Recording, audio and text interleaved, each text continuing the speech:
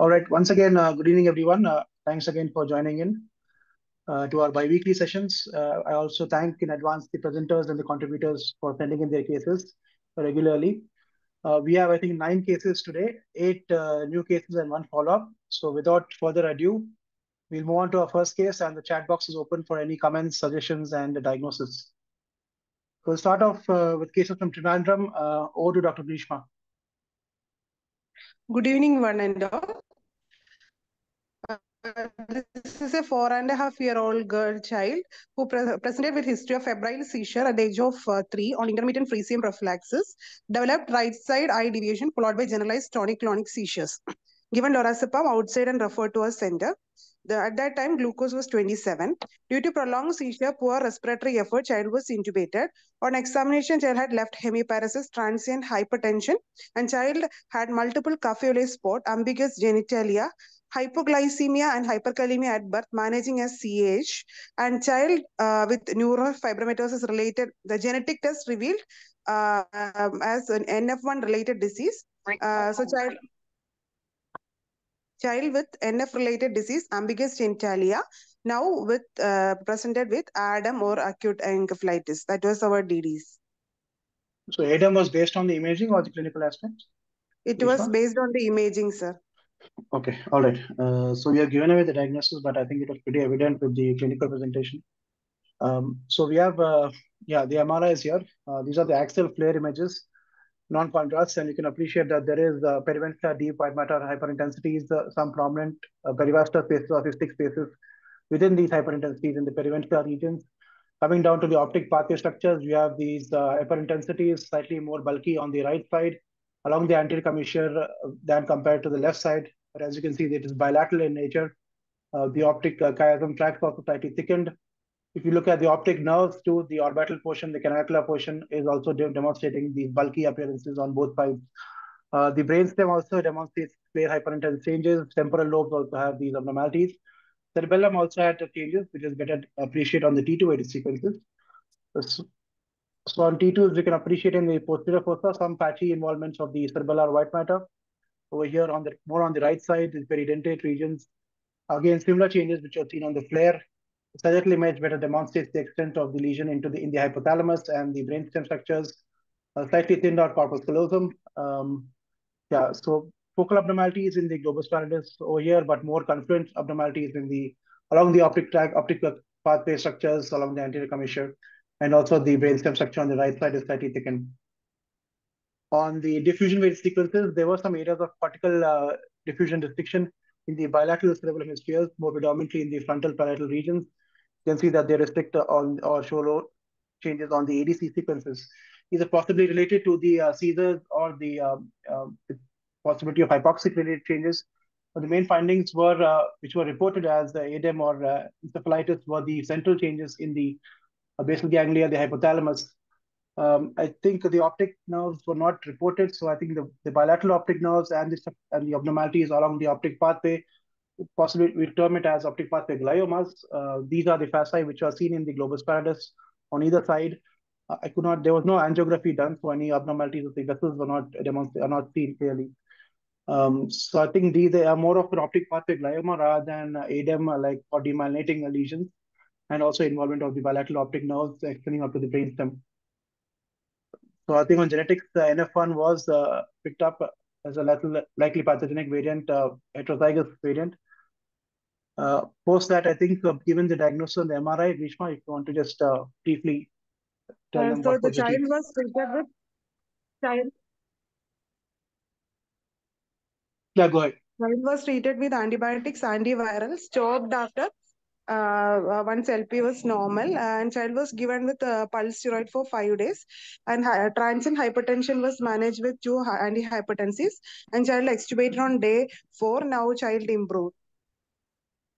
Okay, so I think the main query was these lesions in the central regions of the brain were reported as ADEM. So if anyone has any alternate opinion, if they are optic pathway gliomas, or still consider as ADEM or viral encephalitis type lesions. I'll open the case to the panelists. NF1 related disease, how to differentiate it from FASI was one doubt, sir. Okay. I have 3 clinical questions, if I may. First, is there a family history? Yes, sir. Family history. Mother and grandmother has multiple Café spot and one neurofibroma, but they have not diagnosed genetically. Okay, I have missed the point. Forgive me.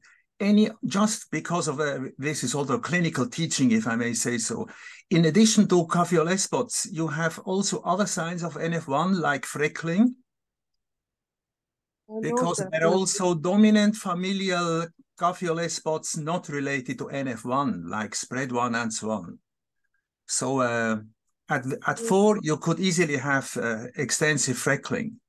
And then in view of the optic pathway glioma, the question is, can you judge the visual acuity? I mean, these are low-grade gliomas. Are you required to consider treatment or just wait and see? You understand my question?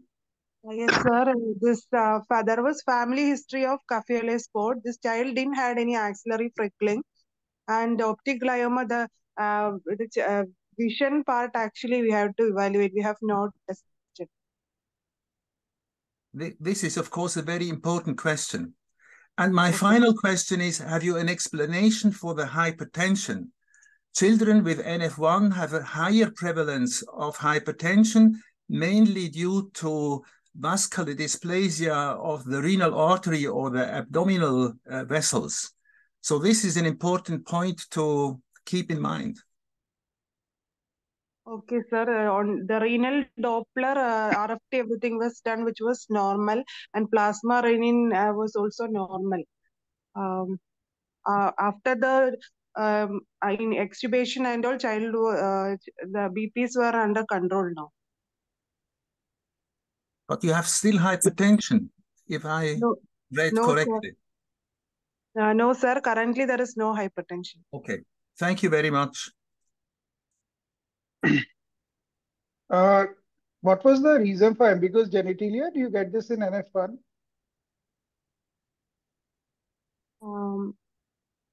Because, you know, rasopathies, so rasopathies includes NF1 Noonan syndrome and Leopard syndrome. So quite a few disorders.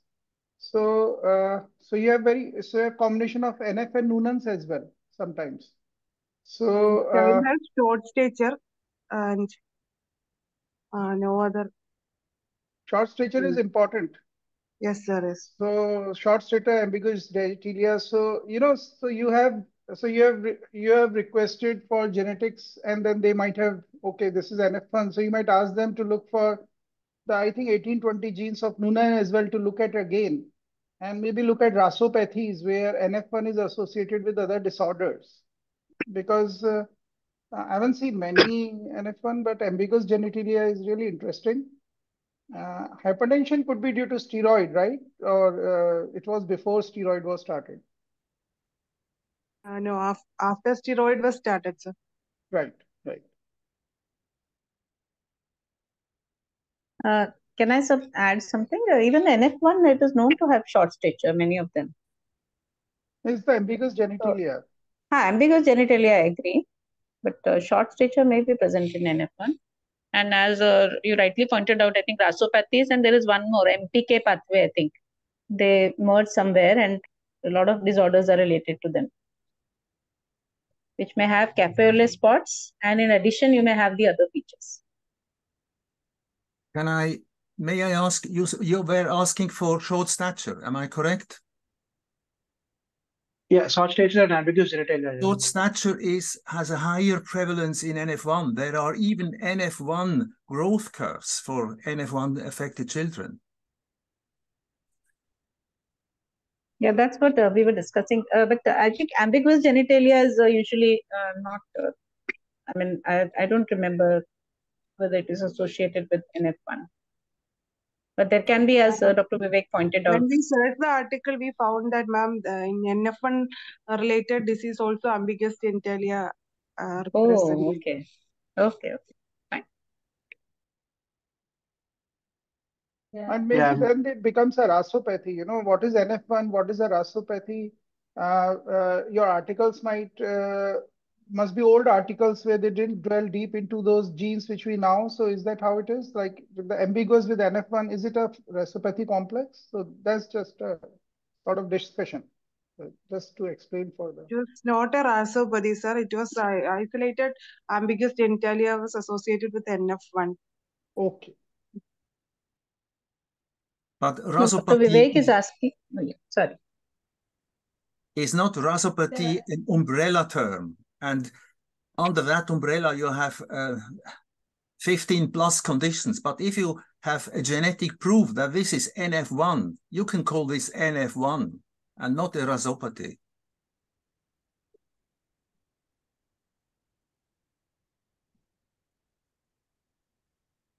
But this hyperintensity is associated with the neurofibromatosis.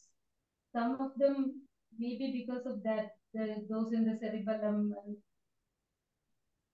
Yeah, Dr. Kalpana, I think your question was to differentiate the focal altered signal changes. So these in the globus spiders are more suggestive of focal change abnormalities. You have more focal abnormalities here. The cerebellar white matter changes, again, this is more focal. But this is more confluent in nature, it's expanding the underlying structure.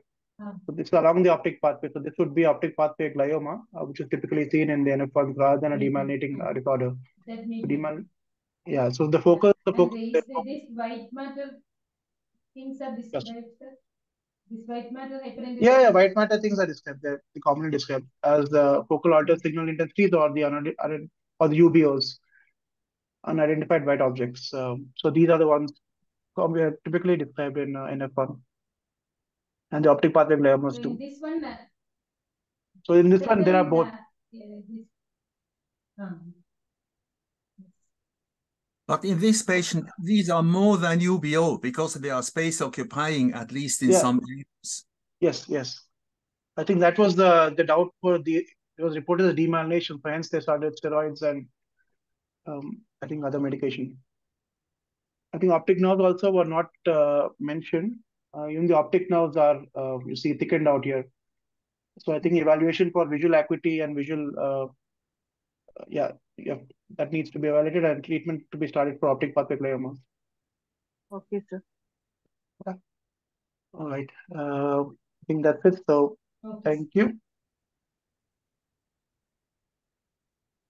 All these abnormalities can be described as along with the NF1. Yeah, they are described. Diffusion restrictions. Diffusion, I think, either related to the seizures or hypoxia. What I was thinking, if the child did not have any fever. Nihaal, can it be PRES or a hypertensive encephalopathy which has produced these diffusion changes? Yeah, I was thinking of that, Dr. Vijay, but they were more cortical than subcortical. And more, I mean, it would be atypical PRES. And also, if you see the T2s and the flares, they don't demonstrate on the, they're typically what we see in the subcortical regions. But yeah, okay, that is the only thing I thought would be slightly atypical. To only have a cytotoxic edema and not a degree of vasogenic edema, again, would be slightly atypical, I think, for PRES. I agree. Yeah. I think these are not related to NF1, but related to the acute condition of the patient, as the patient was extubated and also had seizures. So maybe those are contributing, and the rest of the findings are related to NF1, I guess. For Dr. Kalpana, I think optic pathway gliomas, needs to be evaluated. And treatment will be started based on that guidelines. And the NF1 in these cases will observe only, nothing can be done. Yeah. Okay. Sometimes they can regress also after 4 years. 4 years, 3 to 4 years, the time the maximum optic pathway glioma will come after puberty. They can actually reduce in size also. I think 6 months or annual follow-up, as per the protocol, needs to be done. Visual assessment and imaging. All right. So we move on to our next case. Grishma, again, over to you. And this child was actually considered as the CAH and treated for that. Maybe the hypertension, maybe also child was getting cortisone also. Okay. Before that. And now we have stopped, and now I don't know. That's the reason for BP anyway has come down. Okay. All right. Grishma, on to the second case. Yeah. Okay. The second case, it's a 7-year-old boy who presented with complaints of headache for 5 days, fever, altered behavior, and slurring of speech and weakness for 1 day. Past history was a term baby, no NICU admission. Child had history of recurrent cough and child is on inhalers, salmeterol and fluticasone. So at initial presentation, examination, vitals were normal. Other systemic examination was normal. CNS, there was right facial nerve palsy and right hemiparesis. Deep tendon reflexes were brisk, and bilateral extensor plantar was present. Okay, so I think we'll move with the MRI first and then follow up the other investigations. So we have two scans, one done in September 2023. We have diffusion sequences over here, and on the diffusion, you can appreciate over here in the left periorganic region, you have some degree of restricted diffusion, especially on the first three images out there, the left side, subcortical, cortical region, some degree of diffusion changes. These did demonstrate a reversal on the ADC sequences. So true restricted diffusion in the inferior frontal region and the periorganic region. Coming down to the brain, the inferior aspect of the brain, no other abnormalities. Possibly again over here, you can see the inferior frontal region, some area of restricted diffusion. But central regions of the brain and the posterior fossa did not demonstrate any abnormalities on the diffusion sequences. Flare, slightly pixelated images. You can again appreciate, maybe, I'm not sure if it projects clearly, but the left side, the frontal region, the periorganic region is slightly hyperintense in the subcortical, cortical regions. Other than that, I could not appreciate any other findings. Possibly some patchy involvement over here in the cerebellum, but maybe artifactal. I was not very sure of the abnormalities out there. On the SAG, mild thinning of the corpus callosum, some degree of interfolial widening in the along the vermis. But other than that, I could not appreciate any midline abnormalities. So based on these findings, the first impression would think of was infection related causes. So other than the usuals, I thought maybe a morgencephalitis can also present with these unilateral involvement of the cortex and subcortical regions. And these are the differentials for the cortical involvement, which can also be used for the first case. So various abnormalities can have cortical involvement. These are two examples of post-ictal abnormalities, and these are hypoxic changes. And here's a list of the various abnormalities, infections, MELAs, and other differentials which can be thought of for the cortical abnormalities, but the most common one is infection or encephalitis for this case. So based on that, I think the labs were done. So Grishma, over to you. CSF was done, which was normal, and that time MOG, anti-MOG NMO autoimmune panel was sent, which was negative. And since our differentials were again high, there was diffusion restriction and focal cerebritis, and child had hemiplegia. We initially started with antibiotics, antivirals, which were stopped once the CSF was negative, and child was given steroids. Pulse dose steroids for 5 days. I think then the child recovered and again had a recurrent episode. Is that right? Yes, sir. So child was sent on oral steroids, and child improved, and then sorry, child go ahead. Yes. So child was treated, and then second admission for fever, throat pain, and oral ulcers, mainly of the ulcer type, and oral candidiasis. Initially, child had acute tonsillitis, then it was progressed to pneumonia, and child required ICU admission and NIV. So because of the persistence of the chest signs, HRCT chest was done, which showed tree in bud appearance with endobronchial endobronchial tuberculosis. So gene expert was negative, but TB gold showed like intermediate. So the child again went for a bronchoscopic alveolar lavage. That also gene expert was negative. Next day, child developed, there was right facial twitching like epilepsy fascia continua. Video EEG demonstrated there was a left centroparietal pleth, and child was loaded with lacosamide, and seizures were controlled. Then we repeated the MRI. Right. So MRI almost more than a month apart. Now you can see new changes along the cingulate region, the midline of the changes on the left hemisphere. Again, cortical diffusion restriction in the frontal lobes on the left side. Now the contralateral side also demonstrates diffusion changes in the temporal lobe. The right temporal lobe also has diffusion changes. So bilateral involvement now compared to the prior study. They can better appreciate on the flare sequences. You have the edematous, subcortical, cortical edematous changes, left frontal region, cingulate region, the parietal region out there, temporal lobes, also focal abnormalities in the left basal ganglia. So these were the additional changes on the repeat scan. I think the contrast was 10, but I didn't have a clear contrast sequence. And there was no blooming on SWA sequences, no hemorrhagic foci. So based on the imaging findings, I think a whole lab investigation was done. Grishma, if you can just outline. Sir, that time there was no fever and the respiratory part was improved. So to see for any vascular, we probed into history. There was some occasional joint pains are there. Other than that, there is no rash, no anemia. Liver was firm, 4 centimeter. There was no splenomegaly. Blood investigations showed both all ANA, dsDNA profile was everything was C3, C4 was normal, and ALPA everything was negative. Anti-MPO, anti-PR3 was also now report came negative. HLA-B51 is awaited. Then so the child is otherwise well child, no symptom, no fever now, and there is no failure to thrive or anything.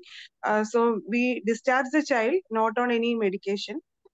So our DDs were is it any CNS vasculitis or a neurobaset or any tuberculosis with CNS involvement. But the immunoglobulin levels, since he got of the ulcers, oral candidiasis and pneumonia, and he was on inhalers and all. So immunoglobulin level was just below the normal level. Everything was a little low. That was the findings. Yeah, so just to outline the imaging findings of the differential sort of basis, more central involvement. So our child had more cortical involvement. So it goes from the dancephalon to the rhomencephalon structures. So not typical neurobasets in terms of neuroimaging. CVID, I found few cases in literature, but they are usually present with any infective cause can present meningoencephalitis like lesions can present in CVID. So I think it's not specific finding for, at least on neuroimaging for CVID, but it is possible in our case. I think based on it's just present as an infective abnormality. So meningoencephalitis, nodular lesions can be seen in CVID. I thought MELA is again a possibility given the contralateral side involvement, but I think child was developmentally normal. They can have cortical involvement as described in this recent AGNR paper. It has only predominant cortical asymmetrical involvement, but I think child is not clinically matching up to MELAs. Vasculitis and infective were the main considerations. I think our autoimmune panel was completely negative. Basis and doesn't match at least on imaging.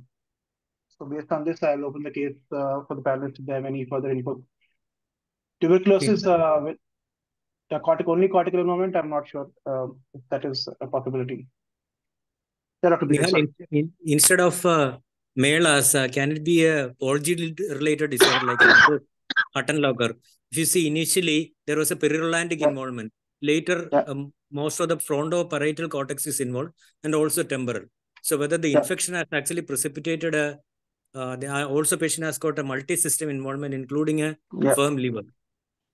So whether we should investigate for a Golgi-related disorder. Yeah, only thing I thought was the development was fine and there was no epilepsy partialis continua. But yeah, I think imaging wise, it can be a possibility. Lung also had findings. Child had the child's lung, there was a clean bud appearance that was not investigated. So lung also was involved. So lung involvement may be slightly atypical for them. Is there a possibility of neurosarcoidosis, though the age group is, though the age of this child is quite young? If we have looked for that also, ACE was negative, but still.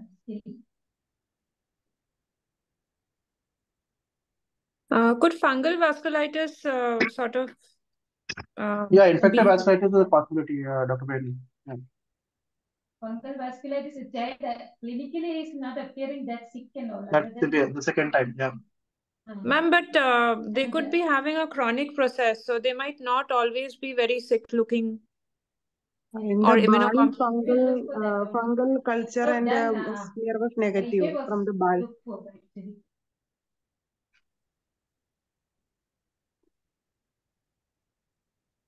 This case, actually, we are not having a diagnosis in this case.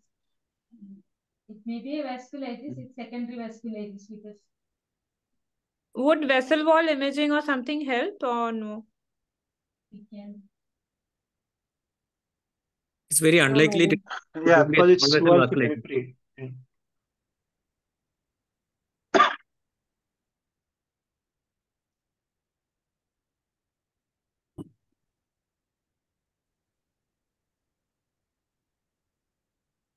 The cerebellar folia are also a little prominent.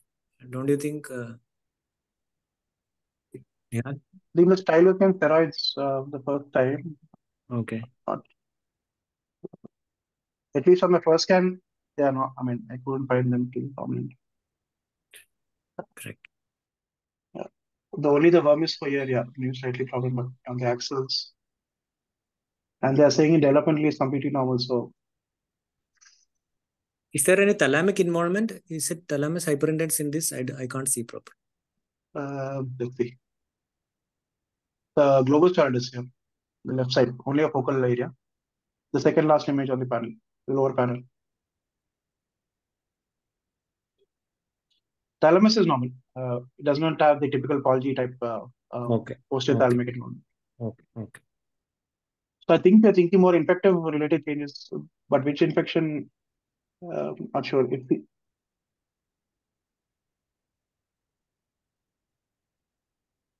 Any scope for biopsy? I don't know whether that might help, like histopath of the lesion. If it's vasculitis, there will be only will be non-specific. It will just say inflammatory changes. It doesn't look neoplastic, so I'm not sure. I'm not sure how biopsy. Not neoplastic, but so, I mean, I think there was extensive workup in. Yeah. I thought if it was more of focal lesion, then maybe yes, but more only cerebritis kind of abnormality. So. If it were a small vessel vasculitis, SW would have shown something, no? Yeah, SW is negative, completely negative. So that's what I thought was against at least the typical changes of vasculitis.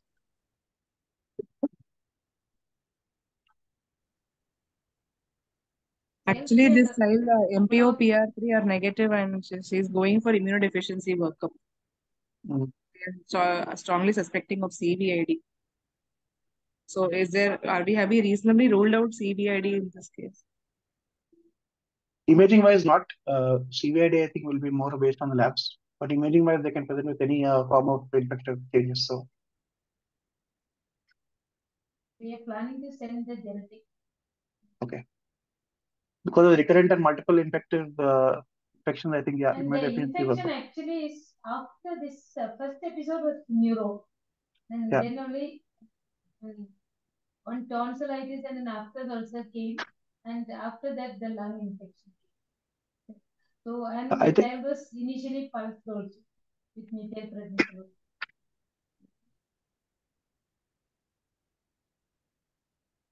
Okay, I think immunodeficiency will be a good place to look for changes. Maybe a genetic diagnosis would be helpful. Okay, we will let you Yeah, know. just let us know. Yeah, all right. Thank you. Thank you, sir.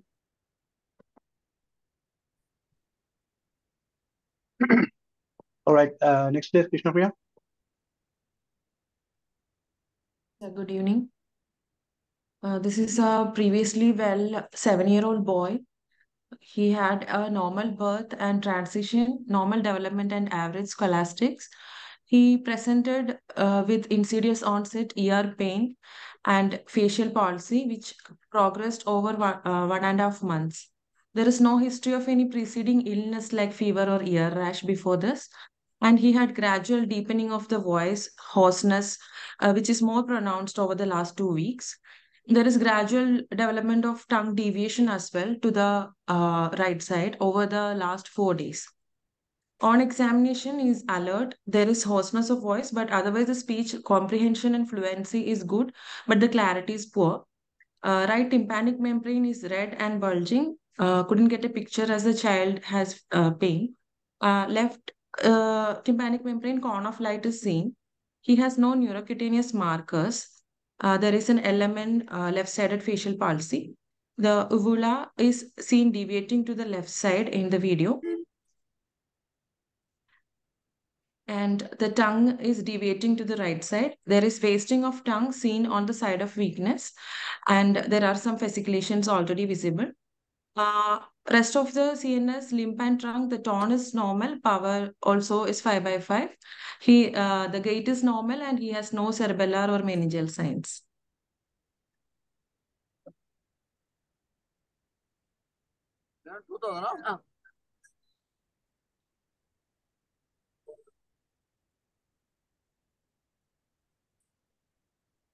Imaging.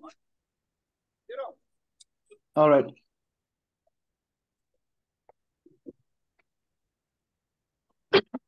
MRI was done. I think CT was also done, but I don't have the CT images. MRI on top is the non-contrast phase sequences, and you can appreciate over here in the carotid space, there is a flare iso-intense lesion, slightly hyperintense lesion, homogeneous lesion in the carotid space, playing the ICA and the external carotid artery, ICA anteromedially and ECA posterolaterally. You can see the extent of lesion from the central skull base up to the jugular foramen on the right side image. And on the SWA sequences, I could not appreciate any blooming abnormalities in these in the lesion. T2 weighted sequences, again, T2 homogeneous, slightly iso-intense, like hyperintense lesion, no inhomogeneity, no typical salt and pepper appearance, I think, which someone has already pointed out in the chat, but I could not find any hypointense abnormalities in this lesion. Diffusion, the lesion demonstrated restricted diffusion, and on the CT images, the facial nerve also slightly thickened. If you see over here in the labyrinthine, the canicular segments are there, and the lesion out here is outlined as this iso-intense lesion extending from the jugular foramen to the skull base. There is a video outlining the extent, but you can see, I think there was a concern of the facial nerve involvement in the lesion. At least over here, the facial nerve is separately visualized from the lesion out here. So this is the outline of the lesion. Post contrast, the lesion demonstrates intense homogeneous enhancement. And there's a focal area of thrombosis of the sigma sinus, distal intersigmoidal vein out there. And on the MRV, the lesion has extensive vascular supply out there. And the ASL also demonstrated high perfusion changes. This is the video Dr. Kavita had requested to play the video out. So this is the lesion out here. I think they just wanted to know the facial nerve course in relation to the lesion. So lesion is separately seen from the facial nerve. So that is the facial nerve. The lesion is not infiltrating into the facial nerve, but it is thickened and abnormal on the right side. So at least the lesion in terms of its extension is not into the facial canal, but the facial nerve is abnormal out there. So based on that, we're thinking of differentials of a glomus tumor. Glomus tumors have typical involvement, appearance of at least the salt and pepper appearance, which is seen of the heterogeneous hemocydin products, and also the flow wise, which is not seen in our case. They also show intense enhancement, which is seen in our case. The other differential was a schwannoma. Schwannoma also can have these iso-intense changes to the brain parenchyma on conventional sequences, homogeneous enhancement on post-contrast sequences, they usually don't have these inhomogeneous appearances. Other possibilities are the embryonal tumors or sarcomas based on the diffusion sequences. But they possibly have some degree of inhomogeneity is what I thought. So these are three differentials which we are thinking. And I'll open the case for the panelists to comment upon. And just to outline, I think the facial nerve was not mentioned, but we can see on the post-contrast sequences, there is enhancement of the facial nerve on the right side. So, Dr. Kavita, any specific questions? The child has undergone embolization today because it's a very vascular tumor, and the ENT people wanted to shrink it with the embolization, and then they'll take a call. So the questions like they wanted to ask us is like, what is the prognosis for the facial nerve? And because he's got 7th, possibly 8th, and 9th, 10th also, because he has hoarseness of voice. 11th, we are not very sure. He's not really cooperating that much with the neck movements. So I think there is mild weakness. But 12th is also affected.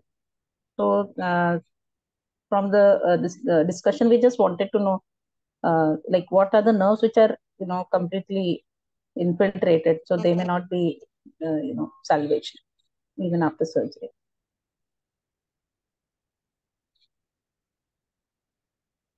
So this will be a very aggressive lesion. It is very unlikely to be a schwannoma. It is not a because there are no susceptibility blooming, and it is not a jugular paraganglioma. It is most likely to be a sarcoma or a carcinosarcoma because it is very bright and then shows diffusion restriction. A pure sarcoma usually will be hypo on T2 also. We have recently seen a case like this, and it's very difficult to treat these patients. Okay, surgery, and because in this child, the tympanic membrane is also showing that red flare. So they are quite, ENT people are quite confident that this is nothing but a glomus jugular kind of tumor, the paraganglioma. The glomus jugular actually goes towards 2 centimeters should always show multiple signal voids. Okay, yeah. That is not seen. So radiologically, at least, it is not a glomus. But even a sarcoma and the glomus will produce no restriction. It will produce facilitation because of the high vascularity. And sarcoma can also behave like that. I mean, infiltrate towards the ear and all. Yeah, it can do that. Also, if you see carefully that the petrous bone is infiltrated, and there is an enhancement around the petrous apex. So jugular, the paragangliomas will never do this. This is a very aggressive tumor. Most and likely, age is also very unlikely because what we read was it was mostly in the older age, the jugular ones. Yeah, it is not a thing. Both these possibilities are out of question. Okay. Any other comments, sir? I mean, as a neurologist, it's very difficult for us to prognosticate. I mean, that is what they want from us. I think a biopsy only would be helpful to prognosticate. Once we get a diagnosis of a sarcoma, then. Agreed. Yeah, thank you. All right. Any other panelists want to take it? Yeah. What was the CT showing? I'm not sure of the CT images. I think permeative appearance or erosions. Ishnapi, any idea of the CT report? Actually, it was done outside and had very limited prints. There was no CD or anything to really do a detailed study. Yeah, the CT was showing that erosion of the bone more clearly, I think. But I didn't realize I didn't send the CT images. Near the jugular foramen, that bone erosion is seen properly. Okay. So it's a destructive, aggressive lesion. Yes. Was the adrenal gland screened? Question from Dr. No, we have not done that. Okay. Yeah, I think based on the extent and the infiltration, thinking of high-invasive tumor. This child does not have any other features like a pheochromocytoma, like episodic hypertension and all those things. So we didn't actually think about it. But I think that's a idea. I will do that. Yeah. Whether doing a whole body PET is indicated before doing an extensive skull base surgery. Sometimes there can be metastatic disease also. Okay. Sure. Has no weight loss or that cachexia, nothing as such. Yeah, but the lesion that grows very, quickly, so the time will not be there for the symptoms to present. So, yeah. Okay, Sure. hopefully you can get back to us with Yeah. the biopsy report. Yeah. Sure. All right. Thank you. Yes. Thank you. To next case, Jayant or Dr. Jyot. Yeah, can you hear me? Yeah. Yeah, so we had a case, was a 2-year-old boy, a girl, previously well, developmentally and birth history was normal, presented to our ICU with history of fever since 5 days, and the child had abdominal distension. The mother also complained that there was decreased activity, drowsiness since the last 2 days. So with this picture, we got the child admitted. On examination, the child was drowsy, and the GC was 6 at that time. And on abdominal examination, the child had massive hepatomegaly of 5 centimeter below costal margin. So we worked the child up, and the child had bicytopenia, TLC of 3,000, and platelet count of 52,000. And also thinking of the season currently, so we got an NS1 antigen done, which was positive. And along with that, we also got the liver function test, which showed marked elevation of OT and PT in 5,000s and 6,000s. And the child also had hyperammonemia and coagulopathy of INR of 4, which was suggestive of acute pulmonary hepatic failure. So, looking at the inflammatory parameters, the serum ferritin was markedly elevated. Renal functions were also deranged. The child also had multi-organ dysfunction with AKI. So, thinking of dengue with cytokine storm with this inflammatory markers, we pulsed the child with methylpred, and we also had a clue on MRI. We were thinking of ANEC, so I think we'll show the scans in the next slide. We also had methylpred and IVIG. So we had it was reported normal by the radiologist, but we did have diffusion restriction, which was showing bright thalami. Dr. Nihaal, you want to take it? Okay, no, I'm surprised that it was reported as normal. Okay, all right. So bilateral diffusion changes in the thalami, the post-thalamic nuclei, polythalamic nuclei are there. I'm not sure of the basal ganglia, but they also appear slightly bright. I don't have an ADC sequence. You can see the central tegmental tracts, the vermis, and also the dentate nuclei also demonstrate restricted diffusion out there.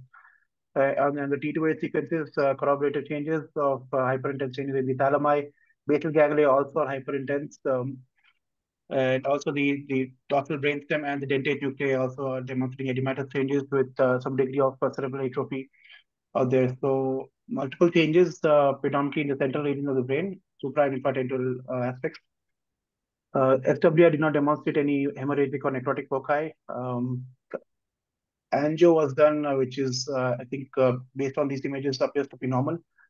Contrast, I could not appreciate any significant contrast uptake within the thalami or the brainstem or the cerebellar. So we have central edematous changes with restricted diffusion. Based on that, I think the query was dengue encephalitis, possibility of ANEC in the resolving stage, though day 6 of illness, the resolving stage might be too early to consider. And what was the next question? Should we consider ANEC on the diffusion changes? All right. So this was the diagnostic criteria for ANEC. If you can just outline if it fits into these, if all the criteria are met or not. Yeah, on the first criteria, do we have acute encephalopathy in our patient, Yep. and there was rapid deterioration of consciousness, that also fits. And we could not do the CSF study because the child was on CRRT. So fourth one, MRI, the child had symmetric bilateral, multifocal brain lesions, but yeah, so even diffusion restriction, it was there. And the fifth one, the child had elevated transaminases. And exclusion of resembling diseases, I mean, there was dengue per se can cause encephalitis, so that we couldn't rule out. I think we have 4 or 5 of these. Okay, so just to outline the resolving stage, it starts around the 2nd week of life. Okay. The shrinkage of these lesions, and usually what we have seen in ANEC is it is more of a central involvement, more roundish in nature, rather than what we have seen in our case, which is more posterior involvement of the thalamus. I think not strictly based, but it is what I've seen is more symmetrical central involvement with these perilesional edematous changes, which are not seen in our case. So I'm thinking of viral encephalitis as at least on the images, if it fits into the ANEC criteria or not, that would be based on the clinical aspects. But yeah, I'm thinking once you have a dengue positive antigen, then I think viral encephalitis would be considered as the first possibility, at least on the imaging. But I'll seek other opinions if they want to comment upon it. I'll just add a few things here. So this case was a little odd because this child presented to us with mild encephalopathy, but there was all this abnormal parameters that we can see. And after admission only, she started to have posturing and the sensorium dipped even further. So at this point, we were not able to get her early imaging done, and she was started on very early plasmapheresis, and her inflammatory markers, they markedly improved after 3 cycles of plasmapheresis. So ferritin initially was around 18,000. It came to around 3,000 by third day, and all the other parameters also markedly improved. So this was the point when we had done the MRI after these 3 cycles when other parameters were markedly better. So we were concerned that if all the other parameters are so much improved, is it possible that it was actually an ANAC earlier and now we are seeing only subtle changes? Because most of us do not have, we do not have any much experience with recovering ANAC. The second thing is that the other images that you showed of the recovery phase, most of them are usually taken with steroid or IVIG. So they typically take a little longer time to work as compared to plasmapheresis. So we were really not sure whether to label it ANAC or to label it as a just a dengue. Yeah. Okay. I think some have posed hyperammonemia as possibility. Yeah. Dr. Vivek, Dr. Prerna, is that on very the likely? clinical aspect? Very likely this is hyperammonemia induced because I've had 3 cases of my colleague in last 2 years of viral hepatitis A, all 3, and they all 3 were in grade 3 encephalopathy, severe hyperammonemia, and I think they had seizures. That's why we ended up doing MRI, and all 3 had thalamic diffusion restriction bilaterally, and I searched a lot, but I don't think that's been reported. So we just assumed. Did they have cortical edema too? Or No, just thalamic involvement. Just thalamic involvement. So will that be a part of Ray's syndrome? Will it be, yeah. So they had hepatitis A, bilateral, all 3 of them, not Ray's. Okay. Like if you are, yeah. But the basal ganglia abnormalities are also there on the scan. I think in my limited experience, ANAC actually presents with very rapid decline, and the typical changes are seen quite early, even before we start the steroids sometimes. So I don't know whether it would have modified, but these changes are not the typical ones that we see in ANAC. I've seen 1 or 2 cases with hyperammonemia presenting with very localized lesions like this. So this child had a lot going on, I think, at the time when they... He actually recently had a similar case, again, very florid cytokine release syndrome, dengue positive. This child had come to us a little late, maybe 4 or 5 days after the illness onset. And in that child, we had very typical ANAC lesions. So, we were just thinking whether it is ANAC or not. As was mentioned, ANAC lesions come before the symptoms. By the time you realize the child already has it. Yeah, that's true. That's true. Okay.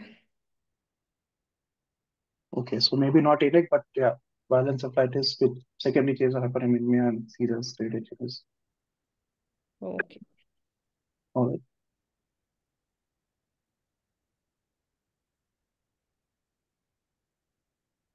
Okay, next case, Pajo. So this was a 5-year-old boy who had come with around 1 week of fever, and around day 6 or 7 of fever, he had multiple seizures and a progressive encephalopathy.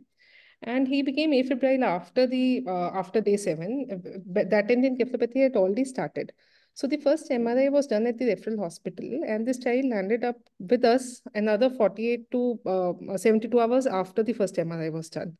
So Nihaal, do you want to discuss the MRI first, or should I go? Okay, yeah, I have the MRI. I have only the film images. As you can see, multifocal areas of diffusion abnormalities in the bilateral basal ganglia, the capsular regions, the deep white matter, frontal region, parietal region, subcortical frontal white matter out there, multiple punctate foci in the left frontal region, and so predominant central areas of diffusion changes, also involving the frontal lobes, the temporal lobes, the brainstem structures, and the cerebellar structures on both sides. So thinking of possibility of vasculitic related changes, infection related vasculitic changes, or infarct, based on the diffusion changes, I think was a contrast study done? I'm not. Yes, contrast was there. Yeah. Okay, so contrast was there, and the lesions itself, they don't enhance, but maybe there is some ventral the brainstem has some leptomeningeal enhancement along the mental aspect, which you can see on the SAG images out here, at least on these two images. Yes. So some leptomeningeal enhancement out there in the brainstem, the mental aspects of the brainstem, but not external typical enhancement what we see in TB, kind of typical TB. Not can be still a possibility, but typical TB, the basal systems are relatively less affected. But there is definitely leptomeningeal enhancement in the brainstem structures. I think with secondary infarcts in the brain. So based on that, yeah. So at the referral hospital, only the dengue IgM was positive. The child has high ferritin, which was reported as more than 7,200. Probably that was the limit that they could test. There were few reports which showed persistently low TLCs and low platelet counts, along with transaminitis, which was around 3 to 4 times the upper limit of normal. And he received one IVIG dose completely, and he was referred to us another 48 hours later. So the CT we had done at the time of admission. But by the time the child was admitted, he had fixed dilated pupils, the reflexes were not present, and the respiration was also poor. So he was mechanically ventilated. He had significant firm hepatomegaly, he had shock, and gradually over the next 24 hours, he also developed a cardiac dysfunction.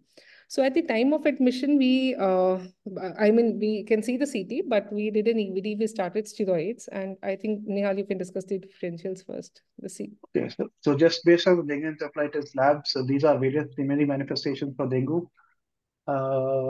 As we have seen, can present with these ANEC mimicking lesions, multifocal lesions in the cortex. Usually have some hemorrhagic foci within them if they are large, present in the large focal lesions. Have central abnormalities, brainstem abnormalities, can have hemorrhagic foci, and also have spinal abnormalities. So various imaging manifestations for dengue encephalitis. And then the CT scan, I think we have non-contrast CT. Yes. There is a progression of the edematous, progression of the edematous changes in the left frontal region, at least on these hypodense areas, more confluent in comparison to the MRI. I think ventricles are also slightly more prominent as compared to the first MRI. You can see the temporal horns, there is some degree of hydrocephalus going out there. Could not really appreciate the aqueduct if there is narrowing or not, possibly patent, but I think the CT slices are usually 5 millimeter thickness. But slight progression in terms of edematous changes and ventriculomegaly is what I can appreciate on the CT scan. And yeah, so we thought that it was probably showing some amount of hydrocephalus. And considering the first MRI in which we had this multiple, probably vasculitic infarcts and contrast enhancement. So, and looking at this hydrocephalus, our first thought was that probably we are looking at a pyomeningitis or a tubercular meningitis. And considering that there was hydrocephalus, we put in an EVD, and that is when we could send the CSF also for testing. So the CSF very surprisingly revealed only 10 cells, but the proteins were extremely high. It was 1911 with low sugars. The child had this transaminitis, persistently low platelets, WBCs, then developed cardiac dysfunction and elevated inflammatory markers. So this was around 24 hours after admission. And the thing is, initially we were thinking it is pyogenic meningitis, but gradually as we saw that we have other abnormalities which are persisting and gradually developing other organ dysfunction like cardiac, with again very high inflammatory markers. The ferritin was very high, the CRP was high. So what ultimately we thought that it is probably not infective, it might be post-dengue cytokine release or inflammatory. So the question that I had was that, can such kind of findings be seen in a cytokine release syndrome or a secondary HLH secondary to dengue? I mean, our first impression was that it is infective.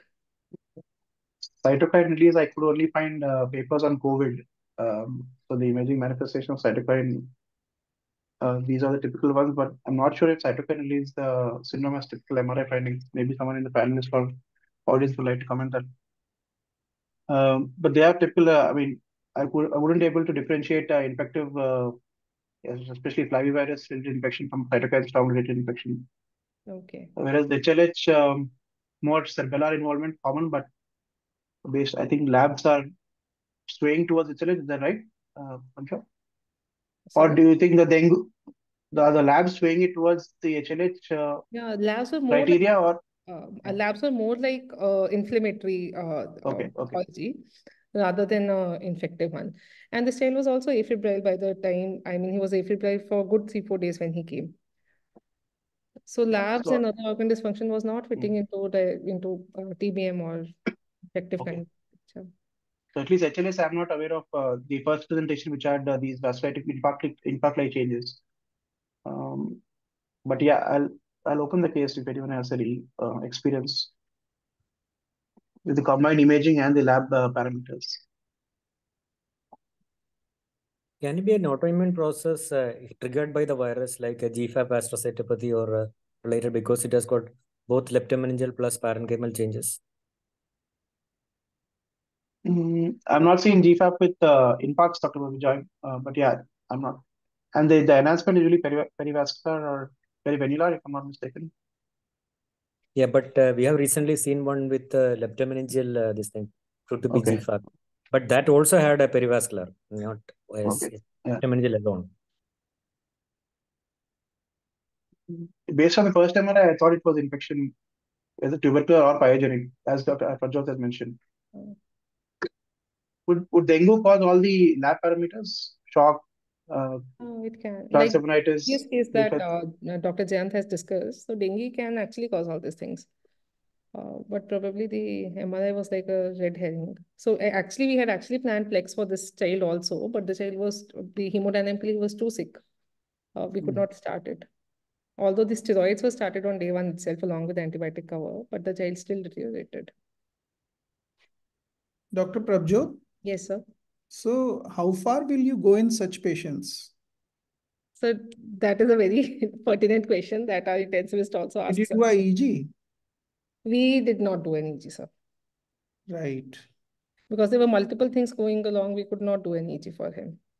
No, because if there was no activity, yeah, have been so worth. the other concern I had was that but I felt that there was dense in the rostral part of the brainstem. There was quite a thick enhancement. So could that be causing absent pupillary reflexes?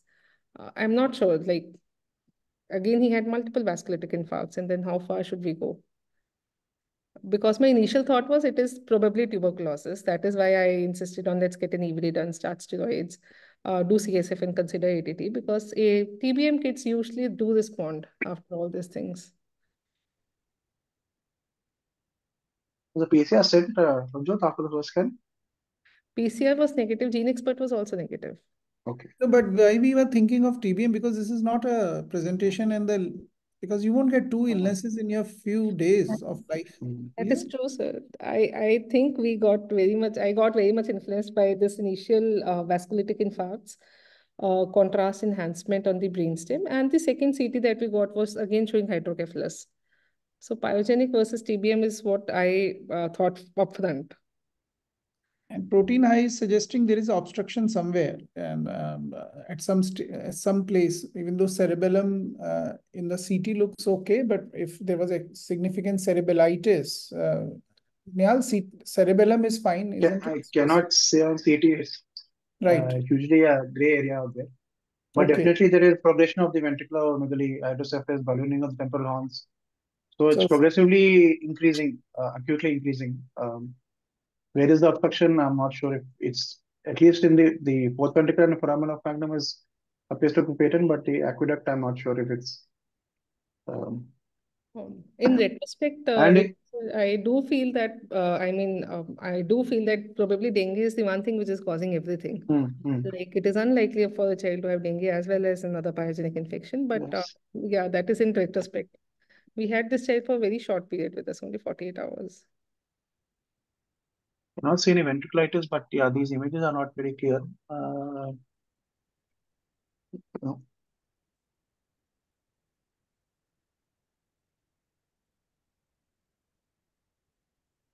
So probably I don't. Okay. Sridhar has messaged something. Dengue, which is endemic in our part. So he's also thinking encephalitis. Okay. Yeah, that is a possibility, Dr. Kalpana, but the CT images are not ideal. But it is likely there is some obstruction from the first scan to the second scan, which has increased. Okay. So I think Sridhar is... I think, yes. If possible, maybe an MRI, but I'm not sure. We wanted to do an MRI, but we could not move the child. Okay. Okay. So I think I will take it as infection because all the parameters and it likely unlikely for 2 infections per day. Okay.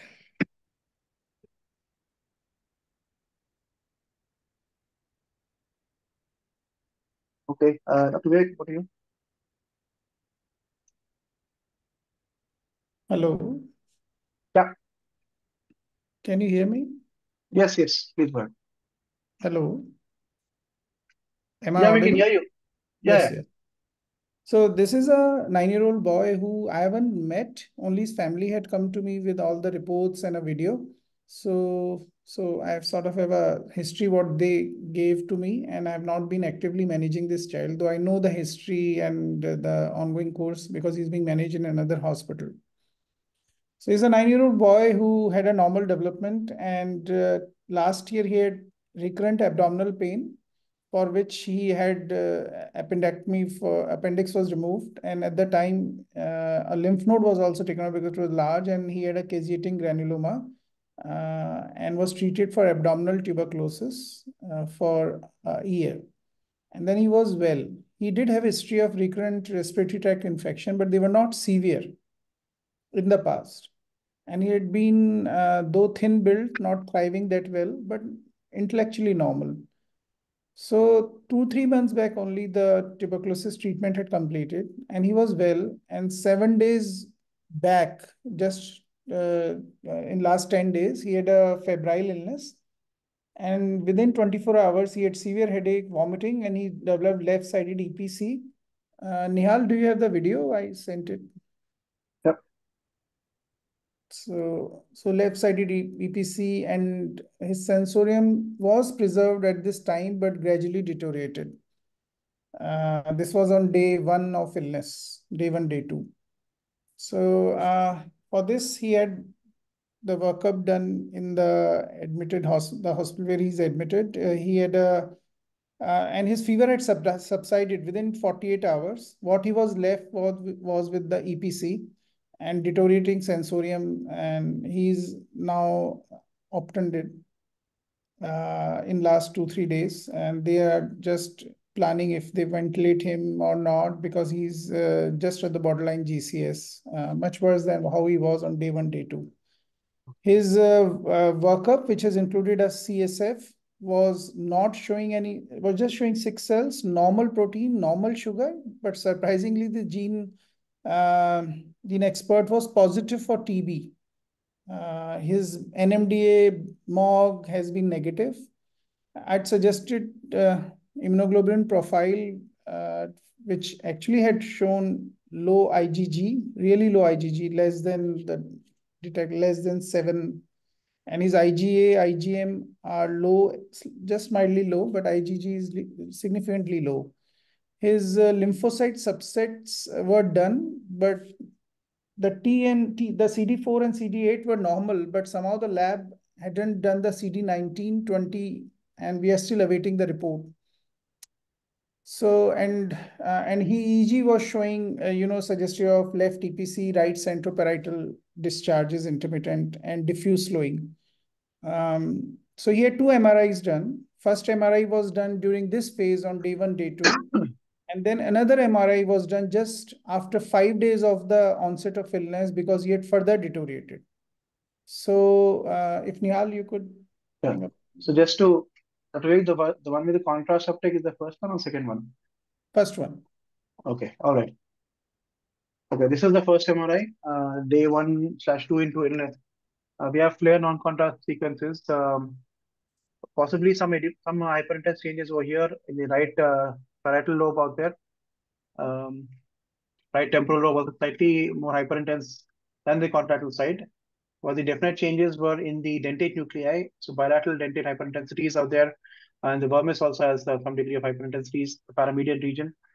On the diffusion variant sequences, I think there's a query of left frontal lobe diffusion change, but I could not appreciate any diffusion focus or abnormality in the parenchyma or in the extraxal region.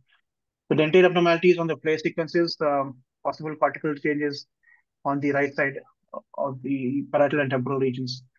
The central structures, I could not appreciate any abnormalities. And then on the T2 sequences, Again, if you see here, there's some degree of hyperintensity, but this possibly could be artificial. But again, the dentate changes stand out. SAG, I think the midline structures are relatively well formed. Post contrast, there is enhancement, cortical and leptomeningeal enhancement in the perirhindic region out there, the posterior cingulate region, perisylvian region. But the main changes were in the cerebellum. You had this bilateral cerebellar enhancement, leptomeningeal enhancement on both sides. Thalamus on the left side, possibly a focal nodular enhancing focus over there. But yeah, main changes are in the posterior fossa with some degree of volume loss in the supratemporal brain structures and cortical or leptomeningeal enhancement on the right side of the parietal lobe. 4 days later, the T2 axials, again, you can see that the cerebellum is slightly edematous, hyperintense changes on both sides. Diffusion, again, this time could not appreciate any abnormalities on diffusion sequences. SAG is what we've seen in the previous study. Post contrast, this time, surprisingly, the cerebellar enhancement is almost completely resolved. And also the right perirhindic region, perisylvian region, and the parietal and the posterior parietal region also does not demonstrate any enhancement now. So slightly thinking of the order of these sequences are right or not. But as Dr. Vivek has confirmed, the first scan demonstrates I'm very sure. That's why I sent it. So cerebralitis in the first one with some degree of inflammatory changes in the right parietal region. On the first scan and within 4 days, the changes are almost completely resolved, at least in terms of the enhancement. So I think Dr. Vivek has mentioned, yeah, these were the queries. Any abnormalities on the first MRI and diffusion? Frontal lobe, no, but there is a definite enhancement, more than punctate enhancement. Then immunodeficiency states such as violent encephalitis, TNH, HLH, SSP were the differentials on the first MRI. I think once the EPC was kept, I think, Dr. Vivek, does it fit into anything? Is it usually bilateral or is it usually unilateral for the EPC? This is a paper which had unilateral.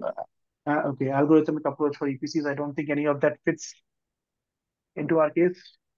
Paul G, mitochondrial Rasmussen encephalitis, the acute form. Cerebellum again is not typically involved. Based on the first scan, especially the posterior fossa finding, I think cerebralitis would be a radiological diagnosis. And causes of cerebralitis vary from viral bacterial infections and systemic infections. That is the first scan. I'm thinking infection, inflammatory changes, but I'm not. I don't know how to explain the significant. Resolution based on only four days apart. So the first MRI, Nihaal, just wanted you to answer. First MRI, the diffusion image, the one before. Oh yeah. So the second row, first image on the left, is that diffusion restriction? First image. No, the one before it. Yeah. This one. Yeah. No, this is not diffusion restriction. I've seen the ADC. It is not diffusion restriction. Yeah, there isn't. Okay. No, there isn't. But maybe over here, slightly there, but it did not reverse on the ADC. But as you can see on the flare, there is some corresponding edematous changes. And contrast also, there is some degree of enhancement going up there. So the frontal region, no. But yeah, there is definitely enhancement in the perirhindic region on the right side and also here in the posterior cingulate aspect, the parietal lobes. Yeah.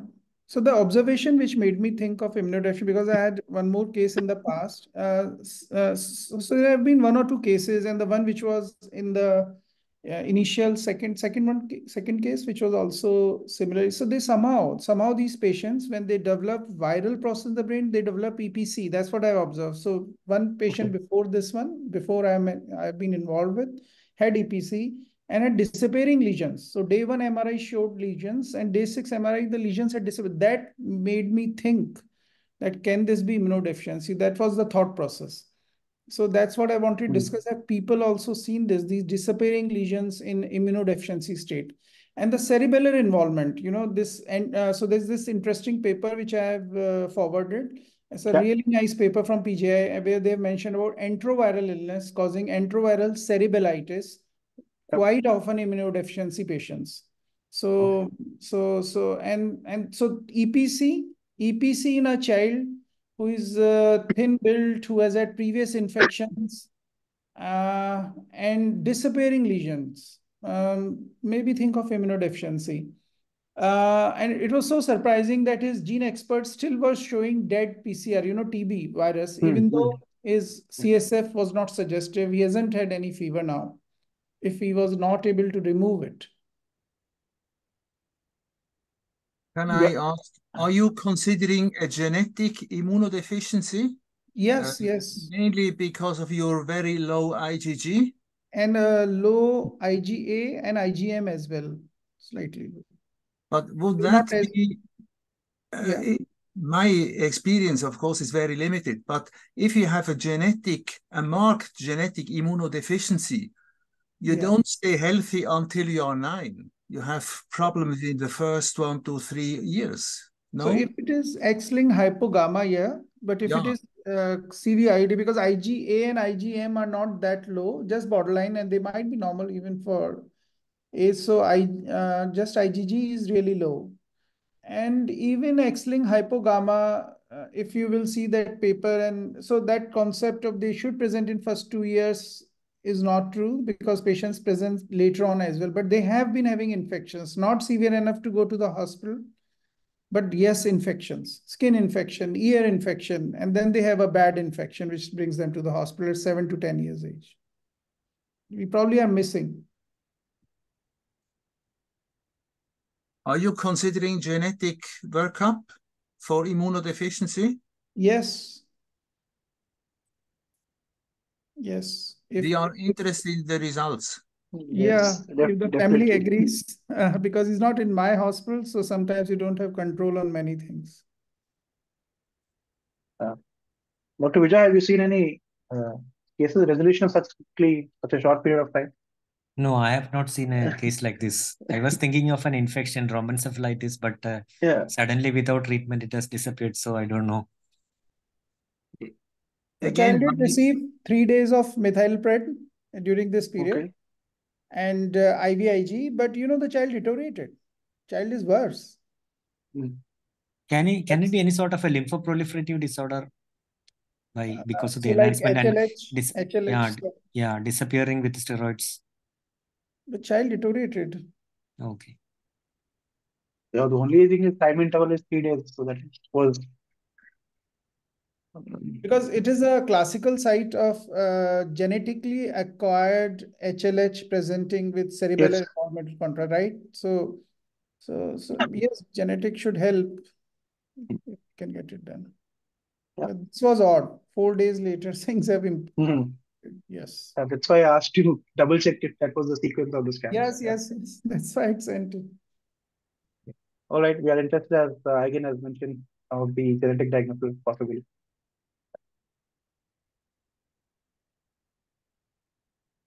Okay, if no further comments, Dr. Ek will wait for the genetic tests and reports, and maybe enlighten us with the report. Yeah. All right. So next case, Anas, if you're there. Yes. So this is for a 6-year-old female child born to 3rd-degree consanguineous parents. She had history of cough, cold on and off, multiple vomitings and pain abdomen on day 1 of illness, for which she received symptomatic management and IV fluids in view of vomiting. On day 2, she developed speech and swallowing difficulties, followed by weakness of lower limb, and by the evening she had weakness of upper limbs as well, for which she had come to us. In the background history, which was not initially given, but like later on prompting, they said the child had history of increased water intake and urination almost 20 times a day, and mother did not feel it was unusual for her. There's history of one PRBC transfusion 1 year back for anemia, 4.5. It was microcytic hypochromic. They didn't have any reports for that. No evaluation was done for that. When she day 2 of illness, when we saw her in ER, she was a lean built child, 13 kgs for 6 years. Her sensorium was normal. She had mild pseudobulbar weakness with preserved cough reflex. Upper and lower limb weakness, 3/5. Hypotonia with preserved reflexes in upper limb. Lungs had bilateral wheeze. On day 3, symptoms evolved. Day 3 of illness, that is day 2 of admission. The lower limb spasticity and upper limb and lower limb both became spastic. Power had decreased in upper limb to 1/5, proximal and distal 3/5. Lower limb, both proximal and distal were 3/5. She had exaggerated reflex and ankle clonus. Okay. MRI done on day 4? Yes, sir. Day 4 of illness, day 3 of admission. Okay. He initially had bradycardia, some autonomic changes. So we wanted to observe her and then got the MRI when she was stable enough to get it done. All right. So therefore, predominant changes in the brainstem. As you can see, there are heterogeneous hyperintense changes involving the brainstem structures, more striated appearance in the pons, more inhomogeneous appearance in the lower pons, extending up to the middle cerebral peduncles. The ventral medulla also demonstrating the symmetrical edematous changes. FLAIR again demonstrates similar changes. I think the hippocampi, I'm not sure if they are also slightly hyperintense on the FLAIR, especially the tail of the hippocampus for there. And diffusion, you have this areas of restricted diffusion, almost a reverse or trident-like appearance, but not the typical trident formation of the osmotic demyelination. There's a reverse trident-like appearance and corresponding hemorrhagic punctate foci within these abnormalities. Contrast, I don't think there is significant enhancement on post-contrast 3. And on the, you can see the SAG image, the extent of the lesions in the pons and the dorsal brainstem structures. Supratentorially, there was no areas of focal abnormalities, no signal changes, some degree of volume loss, but other than that, nothing standing out there. I think spectroscopy was done, which did not demonstrate any significant peaks, possibly small raised lipid peaks, but yeah, other than that, not appreciate any peaks out there. Spine screening was done with contrast, which did not demonstrate any focal or long segment lesions, no enhancement of the caudate and nerve roots. So predominant changes in the brainstem structures and also some degree of the cerebellar white matter with hemorrhage and some degree of necrosis. Following that, I think Anas, if you want to just summarize the lab report. The bulbar weakness. Sorry, it's written bulbar here. With history of failure to thrive, polyuria and polydipsia. So her labs on initial in the ER pH 7.3, bicarbonate of 15, PCO 25. Sodium sodium at admission was on 40, potassium 2.5, chloride 112. Her ionized calcium was normal, magnesium was normal, phosphorus was low 2.8, hemoglobin 13, some amount of hemoconcentration, WBC 20,000, platelets normal, CRP was normal, urea creatinine was normal. Urinary chloride, urinary sodium, urine potassium, urine chloride were elevated. Urine anion gap was 27. Urine calcium creatinine ratio was normal. So based on the initial labs, suspicion of renal tubular acidosis was made and probably distal. Ultrasound abdomen showed medullary nephrocalcinosis. So main question initially was because her sodium was 140, we didn't have a previous sodium levels. We were wondering if it was initial suspicion was rhombencephalomyelitis. But after reviewing the other labs, we went back to it and we were thinking it could be osmotic demyelination. But still now after the potassium correction electrolyte correction, child has improved in both the pseudobulbar as well as the muscle strength, and we have discharged the child. The child had received initially IVIG because we were thinking it could be a demyelinating etiology. And but after the MRI and when we had other labs, we just gave conservative management with electrolytes and involved a nephrologist. But no infective lab workup. Yes, nothing in the LP was planned, but child was afebrile and we had some answers on the MRI. We held it back. Okay. The question is osmotic demyelination versus the rhomboencephalitis. Yes. All right. Osmotic demyelination typical features as outlined over here. You have the sparing of the descending particle spinal tracts, peripheral sparing. So our lesion was more on the inverted side, but it can be present. Hemorrhage not common. I think isolated reports have been present with hemorrhage. I have not seen osmotic demyelination with hemorrhage presenting. Maybe renal tubular acidosis contributing to these changes, but don't have any experience of that. Rhomboencephalitis inflammatory changes, especially we have seen dengue in the previous slide, has brainstem changes with the hemorrhagic abnormalities. So yeah, I'll open the case if anyone has any experience with ODS with hemorrhage and necrosis, or is it just rhomboencephalitis with the secondary changes because of the kidney abnormalities and renal abnormalities? Nihaal, can you again show the pontine fibers, the descending corticospinal? Just so they're usually about they're usually on the peripheral aspects. So central fibers are involved. The corticospinal tracts and the pontine fibers are on the periphery. So these are usually spared, typically spared in the osmotic demyelination ODS spectrum. But in our case, there was more homogeneous involvement, and the trident which is typically described is in this side, pointing towards the downward side, whereas our case it is more on the opposite side, and there is involvement of the descending corticospinal tracts and peripheral fibers. So, and hemorrhage also, I have not seen cases with pontine hemorrhage. So yeah, we just wanted to know if anyone has any experience of that. Well, I just wonder, Nihaal, I mean, go back to that nice slide. I guess there is also a spectrum. And as we know from other conditions, there is also some variability, like the panda sign is not always there and so on. So I would not pay too much attention on one single appearance. Yes, I agree.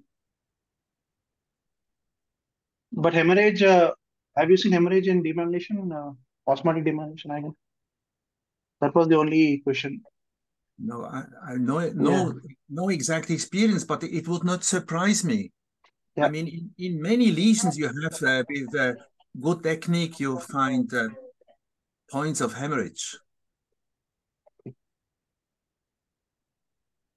There is not really an alternative, I think.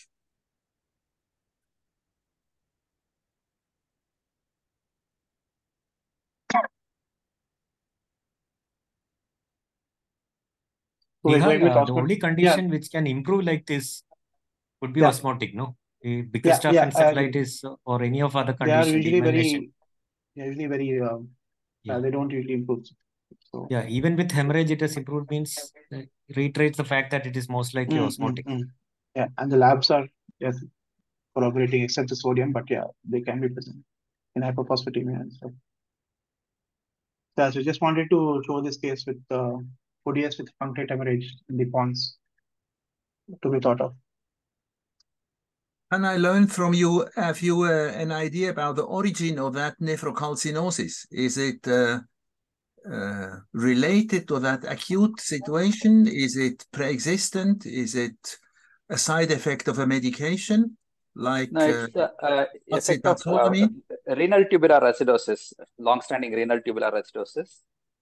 They have medullary nephrocalcinosis. So I guess it's a long-standing one, not one which long-standing one, present. Yeah, long-standing.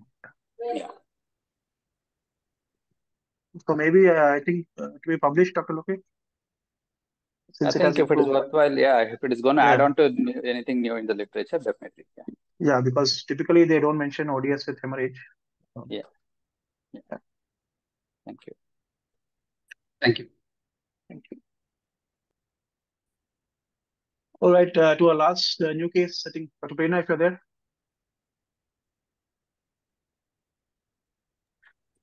Yeah, so I think this is a relatively well child with no perinatal, significant perinatal or antenatal history, who presented with complaints of not squint as such, but more of a abnormal gaze and always looking upwards and associated with abnormal head posture. She had a predominantly motor delay with hypotonia and tremors, and so the tremors were present both at rest and whenever she was trying to grab objects. She did not have any telangiectasia on examination. There was no nystagmus, and she was otherwise a well-thriving child. She was the firstborn of non-consanguineous parents.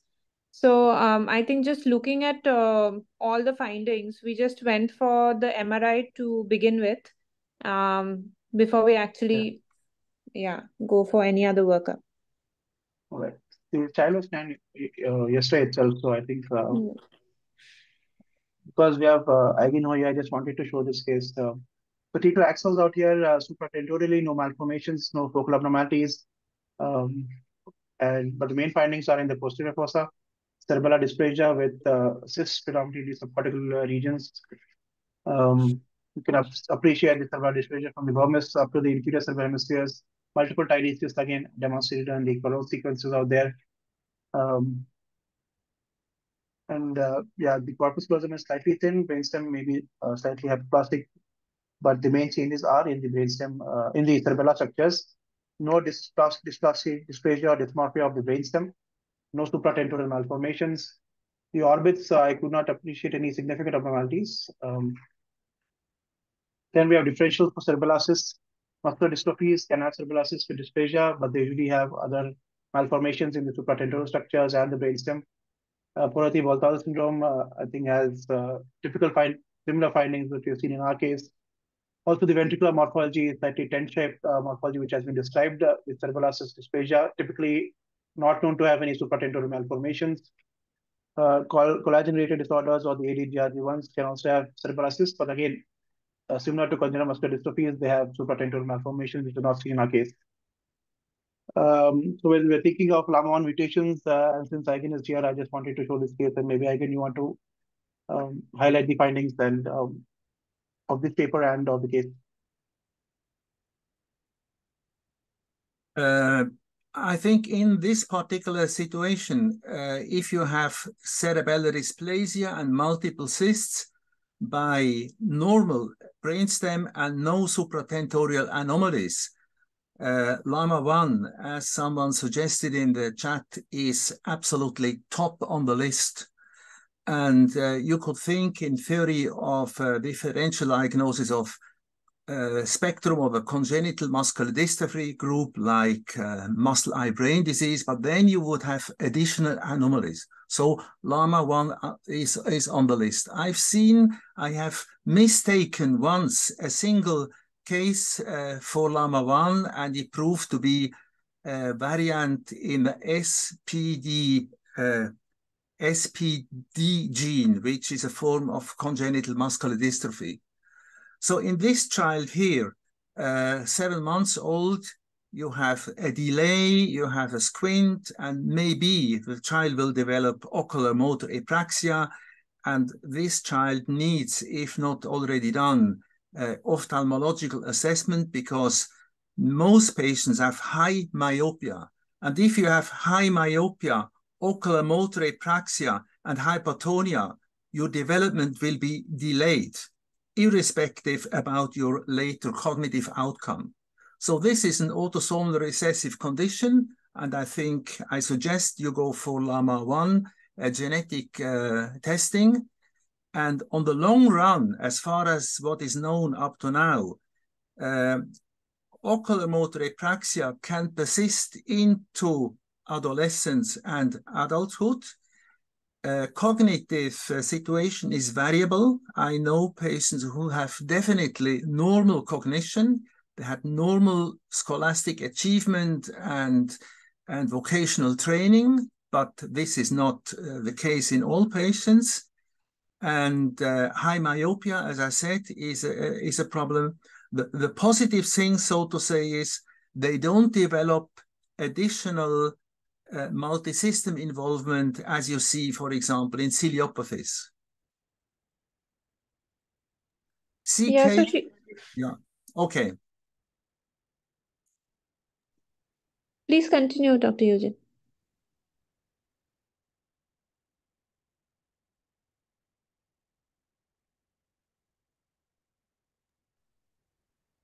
Dr. Prerna, you can, yeah. No, I was just, I was just saying that she's due her ophthal on the 19th, and we've already sent off the genetics. Okay. And you ask an ophthalmologist if you have not already done so. Yeah, she's due on 19th, her ophthalmology review. Because if you have very high myopia, this impairs your visual performance. Yes. So she's having difficulty reaching for objects. She already has apraxia because she has abnormal head posture. So yeah, I think we'll see what they find on the eye examination. She's due for it next week. And we are happy to learn from you what you find out. Sure, thank you. Thank you very much. Thank you, Dr. Prerna. Thanks, Aigen. And yeah, as Hina has mentioned, yeah, Pharma 1. All right, I think we have just one follow-up case, a case which I discussed last week. I just wanted to show the quick interval scans. So Anas, you want to just present the case briefly? Or if Prithuda is there? This is the patient Prince.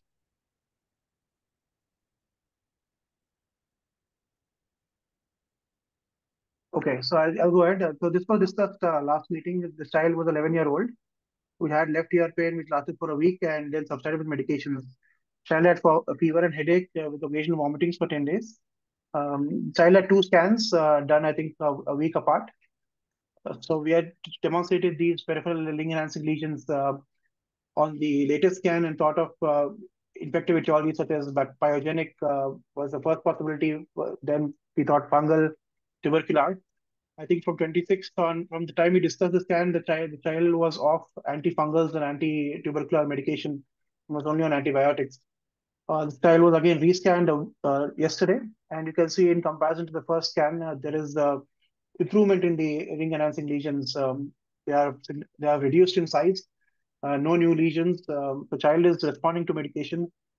So possibly just wanted to show the interval improvement based on the antibiotic medication alone, possibly suggesting that it's overall a pyogenic related infection. What was the microbiological diagnosis? Like what was the organism? Everything was negative. Okay. Fungal, tubercular, PCRs, everything was negative, and they didn't agree for any biopsy or anything. Biopsy, yeah. 2 small lesions. But he's showing improvement. So, what antibiotic? Yeah. Ceftriaxone and I think ceftriaxone vancomycin. Yeah. Oh.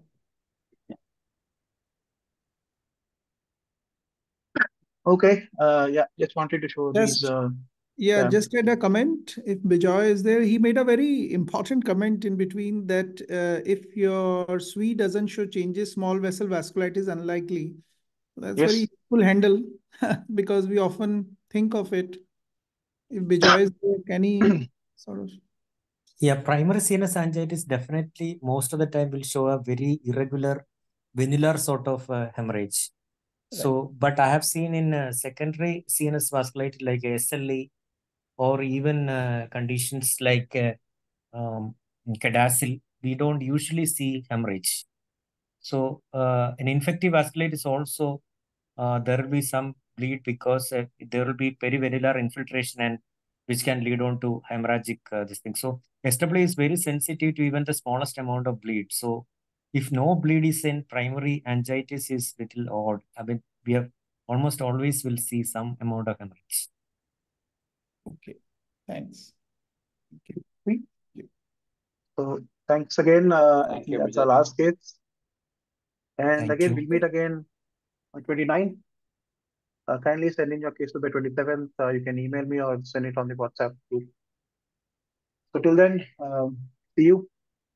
Merry Christmas to all those who celebrate.